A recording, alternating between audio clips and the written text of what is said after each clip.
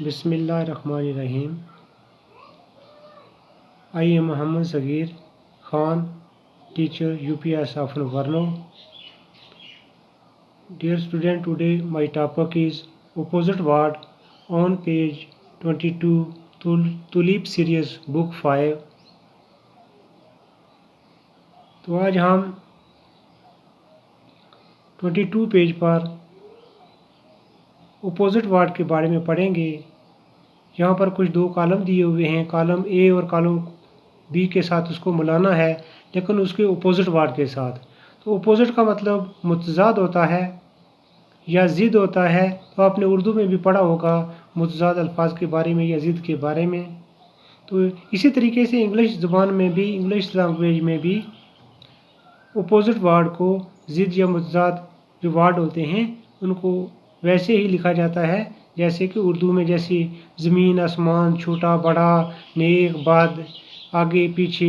तो इस किस्म के वर्ड जो हैं इंग्लिश में भी होते हैं और उनके मीनिंग जाने बगैर हम किसी वर्ड का अपोजिट वर्ड दरियाफ़त नहीं, उसका ज़िद जो है हम दरियाफ़त नहीं कर सकते हैं।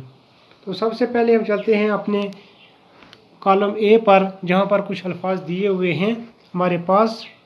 सबसे पहले कॉलम ए, ये कॉलम ए है, ये कॉलम हमारे पास बी है। कॉलम ए में सबसे पहला वर्ड जो है हमारे पास वो है फ़नी। फ़नी होता है मज़ाहिया, खुश रहने वाला, हंसने वाला। तो इसका मुतज़ाद अल्फाज या अपोजिट वर्ड जो हमारे पास आएगा वो आएगा सीरियस, जो संजीदा होता है, जिसका मतलब संजीदा होता है। तो दूसरे तरफ हमारे बी पार्ट में फाल होता है गिरना। तो उसका मतलब अपोजिट वर्ड इसका है उठना। तो यहाँ एच पर हम चलेंगे, राइज का मतलब होता है ऊपर उठना या चढ़ना। प्रॉपर सी पार्ट तीसरे अल्फाज पर चलेंगे, प्रॉपर का मतलब मुनासिब होता है। तो इसका जवाब गैर मुनासिब। डी पार्ट में आएगा हमारे पास इम्प्रॉपर, जो गैर मुनासिब हो जाएगा। उसके बाद नेक्स्ट वर्ड हमारे पास है समटाइम्स, कभी कभार। तो इसका अपोजिट वर्ड हमारे पास ये सी में आएगा ऑफन, अक्सर। नेक्स्ट वर्ड हमारे पास है फुलिश, का मतलब बेवकूफ़ होता है। तो इसके बाद हम यहाँ पर देखेंगे कौन सा वर्ड हमारे पास वाइज का मतलब अक्लमंद होता है। तो ये एफ पार्ट में हमारे पास वाइज है, वाइज का मतलब अक्लमंद होता है। इसके बाद हमारे पास नेक्स्ट एफ पार्ट है टाल। टाल का मतलब लंबा होता है। हम देखते हैं शॉर्ट मतलब छोटा, यहाँ कहीं पर ये बी पार्ट बी है, जहाँ पर शॉर्ट है, शॉर्ट का मतलब छोटा होता है।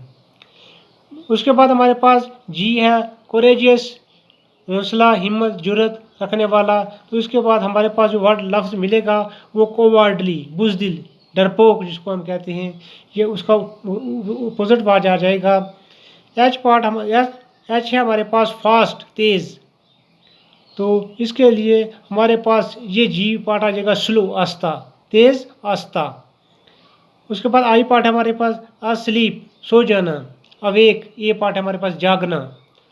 उसके बाद हमारे पास जे आएगा क्लोज, बंद करना, क्लोज, बंद करना। तो ये आई में हमारे पास ओपन, खोलना। तो इस तरीके से इन वर्ड जो हमारे पास ये वर्ड हैं इनका मीनिंग जानने के बगैर हम इनका मुतज़ाद अल्फाज नहीं बना सकते हैं। तो हर एक अल्फाज का जैसे सब जो अल्फाज हमारे पास दिया हुआ है इसका उर्दू बनाना है, उर्दू में फिर उसका मुतज़ाद अल्फाज तलाश करके हम यहाँ से निकाल सकते हैं।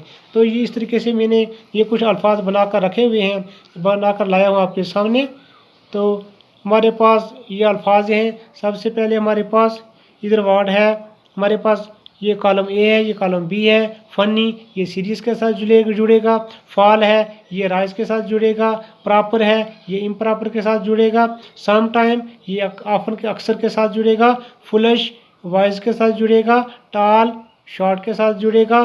कोरेजियस कोवर्डली के साथ जुड़ेगा। फास्ट स्लो के साथ जुड़ेगा। अस्लीप अवेक के साथ जुड़ेगा।